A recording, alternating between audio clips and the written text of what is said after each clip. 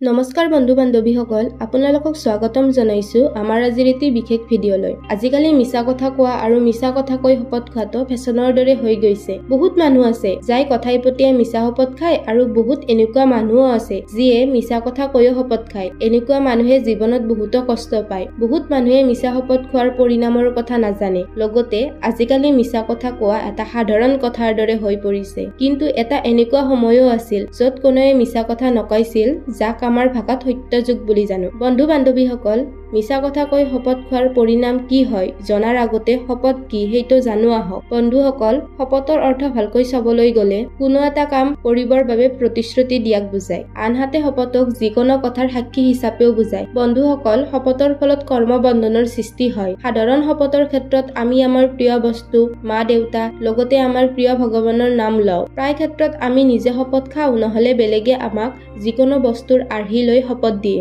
বন্ধুসকল, আজিকালিৰ বহুতো মানুহে মিছা শপত খায় আৰু তেওঁলোকে ভাবে যে কিনো হ'ব, কিন্তু সেইসকল মানুহে পাহৰিয়ে যায় যে সেই কৰ্মৰ ফল তেওঁলোকে এইটো জীৱনতেই পুৰাব লাগিব। এষাৰ কথা আছে যে ভগৱানক ভয় নকৰিব, কিন্তু নিজৰ কৰ্মক সদায় ভয় কৰিব। কাৰণ ভগৱান দয়ালু, আপোনাক ক্ষমা কৰি দিব, কিন্তু কৰ্মই কেতিয়াও আপোনাক ক্ষমা নকৰে। আপুনি যেনেকুৱা কৰ্ম কৰিব তেনে ফল আপুনি এই জন্মতেই পাব, আৰু সেইটো সত্যৰ পৰা আপোনাক কোনেও বচাব নোৱাৰে। এনেকুৱা বহুত মহিলা আছে যিয়ে নিজৰ স্বামীৰ বাৰে বাৰে মিছা শপত খায়। এনেকুৱা কৰিলে সেই মহিলাৰ গিৰিয়েকৰ আয়ু কমি যায়। বন্ধুসকল, মিছা শপতৰ কথা বিষ্ণু পুৰাণতো কোৱা হৈছে। মিছা শপত খোৱা মানুহৰ আত্মাৰ পতন হয়। মিছা শপত খোৱা মানুহৰ মান সন্মান কমি আহে আৰু মিছা শপত খোৱা মানুহৰ জীৱনত শনি গ্ৰহৰ বেয়া প্ৰভাৱ পৰা দেখা যায়। বন্ধুসকল, আমাৰ মাজত কিছুমান এনেকুৱা মানুহ আছে যিয়ে কথাই পতিয়ে মিছা মাতে আৰু নিজৰ মাকৰ শপত খায়।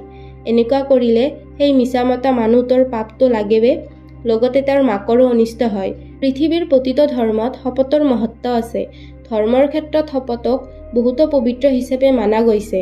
সেয়েহে আজিৰ সময়তো কোৰ্টত যিকোনো কেছ লগাৰ আগতে গীতা নহয় বা কোৰাণ নহলে বাইবেলৰ ওপৰত হাত ৰাখি শপত খোৱা দেখা যায়।